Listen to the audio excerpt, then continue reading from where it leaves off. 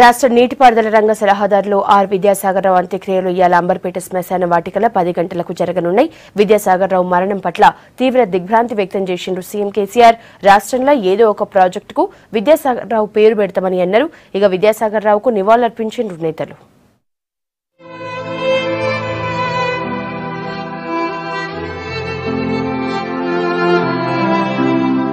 అనారోగ్యంతో చనిపోయిన ప్రభుత్వ నీటిపారుదల సలహాదారు విద్యాసాగర్రావు అంత్యక్రియలు కాసేపట్ల ప్రారంభం కానున్నాయి. హబ్సిగూడలో ఉన్న ఆయన ఇంటి నుంచి అంతిమయాత్ర స్టార్ట్ అవుతుంది.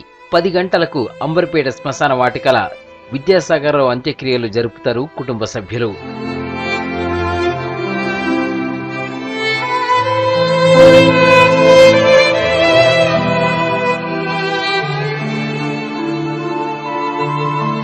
చాలా రోజుల నుంచి ఊపిరితిత్తుల వ్యాధితోని బాధపడుతున్న విద్యాసాగర్రావును 22వ తారీఖు నాడు కాంటినెంటల్ హాస్పిటల్లో చేర్చిర్రు.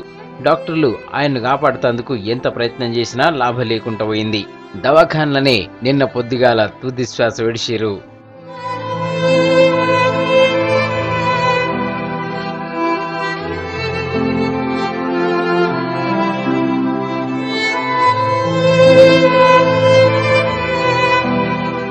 విషయం తెలవంగానే విద్యాసాగర్రావు ఇంటికి పోయిండు కేసీఆర్. పార్థివ దేహానికి నివాళి అర్పించి కుటుంబ సభ్యులను పరామర్శించి ధైర్యం చెప్పిండు.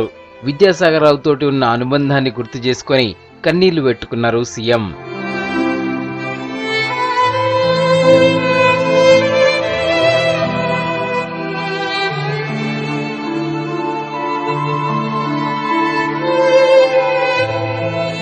విద్యాసాగర్రావుతోని తన జ్ఞాపకాలను మంత్రులు నేతలతో పంచుకున్నారు సీఎం. నీళ్లు నిజాలు అనే పుస్తకం రాసి సాగునీటి రంగం మీద అందరికి అవగాహన కల్పించానని చెప్పిండ్రు. నీటి వాటాలల్లా తెలంగాణకు జరిగిన అన్యాయం మీద గొంతెత్తిన మనిషి అన్నారు. విద్యాసాగర్రావు చనిపోవడం తెలంగాణకు తీరని లోటన్నారు. అంత్యక్రియలు ప్రభుత్వ లాంఛనాలతోని చేయాలని సిఎస్ఎస్పీ సింగ్ కు చెప్పిండు.